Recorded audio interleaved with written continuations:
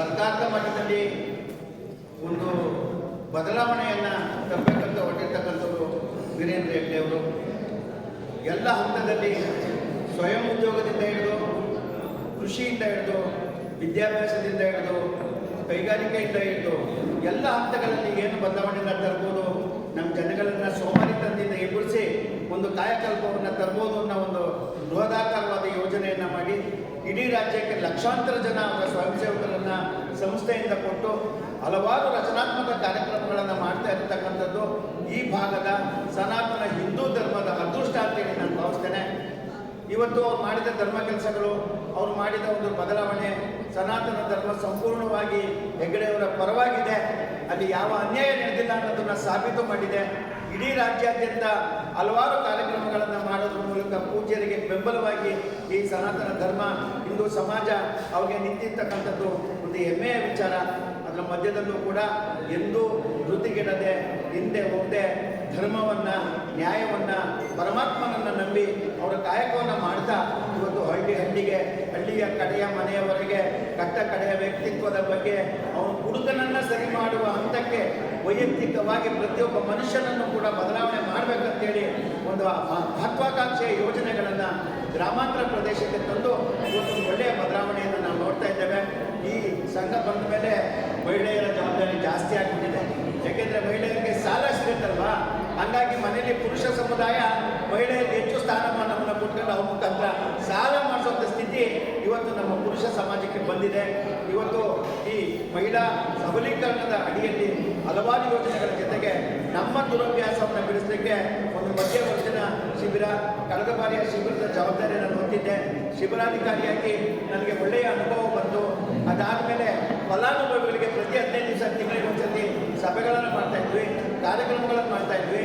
ನಾನು ಕೂಡ ಒಂದು 15 ಗ್ರಾಮಗಳಿಗೆ ಅವ್ರ ಜೊತೆಯಲ್ಲಿ ಹೋಗಿ ಊಟ ಮಾಡಿದೆ. ಮುಂದಿನ ಮುರುಳಿ ಮನೆ ಕಾರ್ಯಕ್ರಮಕ್ಕೂ ಕೂಡ ಹೋಗಿ ಅವ್ರ ಮನೇಲಿ ಊಟ ಮಾಡ್ಕೊಂಡು ಅವರೆಲ್ಲರ ಜೊತೆ ಮಾಡ್ಕೊಂಬಂದ್ವಿ. ನಿಜವಾಗ್ಲೂ ನನಗೇನಾದರೂ ಸಾಮಾಜಿಕ ಕಳಕಳಿ ಇದೆ, ನನಗೆ ಸಮಾಜದ ಮೇಲೆ ಜವಾಬ್ದಾರಿ ಇದೆ ಅನ್ನೋದಾಗಿದ್ದರೆ ನಾವು ಅದ್ರ ಜೊತೆಯಲ್ಲಿ ಬೆಳಿತೀವಿ, ಅದ್ರ ಜೊತೆಯಲ್ಲಿ ನಾವು ಇರ್ತೀವಿ. ಯಾವತ್ತೂ ಕೂಡ ಒಂದು ವ್ಯಕ್ತಿತ್ವದ ಬದಲಾವಣೆಗೆ ಎಲ್ಲರ ಸಹಕಾರ ಬೇಕು. ಅದಕ್ಕಿಂತ ಹೆಚ್ಚಾಗಿ ಯಾರು ಫಲಾನುಭವಿ ಇರ್ತಾನೆ ಅವನಿಗೆ ಮಾನಸಿಕವಾದ ಸಿದ್ಧತೆ ಬೇಕು. ನಾನು ಮಾಡ್ತಾ ಇರ್ತಕ್ಕಂಥ ತಪ್ಪು, ನನ್ನ ಕುಟುಂಬಕ್ಕೆ ಅನ್ಯಾಯ ಮಾಡ್ತಾ ಇದ್ದೀನಿ, ಹೆಂಡತಿ ಮಕ್ಕಳಿಗೆ ಅನ್ಯಾಯ ಮಾಡ್ತಾ ಇದ್ದೀನಿ, ನಾನು ಕಷ್ಟಪಟ್ಟ ಹಣವನ್ನು ವ್ಯರ್ಥ ಮಾಡ್ತಾ ಇದ್ದೀನಿ, ಇದಷ್ಟು ಉಳಿಬೇಕು, ನನ್ನ ಕುಟುಂಬ ಒಂದು ವ್ಯವಸ್ಥಿತವಾದ ಕುಟುಂಬ ಆಗಬೇಕು ಅನ್ನೋಂಥ ಒಂದು ಚಿಂತನೆ ಪ್ರತಿಯೊಬ್ಬರಿಗೆ ಬೇಕು. ಅದಕ್ಕೆ ಈಗ ನಮ್ಮ ತಿಮ್ಮಣ್ಣ ಸರ್ ಅಂತ ಅವರು ಅಷ್ಟು ಸ್ಪೀಡಾಗಿ ನಾವೇನಾರ ಹೋದರೆ ಇದು ಬಂಗಾರ ಆಗ್ಬಿಡುತ್ತೆ ಈ ಸಮಾಜ. ನಾವೆಲ್ಲ ಮರೆತು ಮನೇಲಿದ್ದೀವಿ. ಏನು ಮಾಡಿದ್ದೀವಿ ನಾವು ಈ ಸಮಾಜಕ್ಕೆ? ಯಾರೋ ಒಬ್ಬರು ಕುಡ್ಕ ಬರ್ತಾ ಇದ್ದಾನೆ ಅಂದರೆ ಪಕ್ಕದಲ್ಲಿ ಹೋಗ್ತೀವಿ, ಬಿಟ್ಟರೆ ನೀನು ಮಾಡ್ತಿರೋ ತಪ್ಪು ಅಂತ ಯಾರು ಹೇಳ್ತೀವಿ? ಪ್ರತಿಯೊಬ್ಬರು ಏನದು ಪಾನ್ಪರ, ಎಲ್ಲರ ನೋಡಿ ಎಲ್ಲರ ಬಾಯಲ್ಲಿ ಪಾನ್ಪರ, ಎಲ್ಲರ ಬಾಯಲ್ಲಿ ಹೊಗೆ ಸೊಪ್ಪು, ಎಲ್ಲರ ಬಾಯಲ್ಲಿ ಸಾಯಂಕಾಲ ಹಾಕಿದ್ದಕ್ಕೆ ಎಲ್ಲರೂ ಎಣ್ಣೆ. 50% ಜನನ ಇವತ್ತು ಎಣ್ಣೆ ಹಾಕ್ಬಾರಂತ ನಾನು ನೋಡ್ತೀನಿ. ನಾವೆಲ್ಲಾದರೂ ರಾಂದಿ ಅಂಗಡಿಯಲ್ಲಿ ಹೊರಗಿನ ಊರಿಗೆ ಹೋದಾಗ ನೋಡಿರಿ, 5 ಕ್ಲಾಸಿಗೆ ರಬ್ಬಂತ ಕಾಲು ನಿಲ್ಸ್ಬಿಟ್ಟು 90 ಹಾಕೊಂಡು ಓಡೋಗ್ಬಿಟ್ಟು ನಾನು ನೋಡಿದ್ದೀನಿ. ಇಂಥ ಒಂದು ಸಂಪ್ರದಾಯ ನಮ್ಮಲ್ಲಿ ಬಂದಿದೆ. ಅದನ್ನೇನಾದರೂ ಉಳಿಸ್ಬೇಕು ಅಂದರೆ ಪ್ರತಿಯೊಬ್ಬರೂ ಕೂಡ ಅದರ ಮೇಲೆ ಒಂದು ವಿಶೇಷವಾದ ಆಸಕ್ತಿಯನ್ನು ಇರಬೇಕು.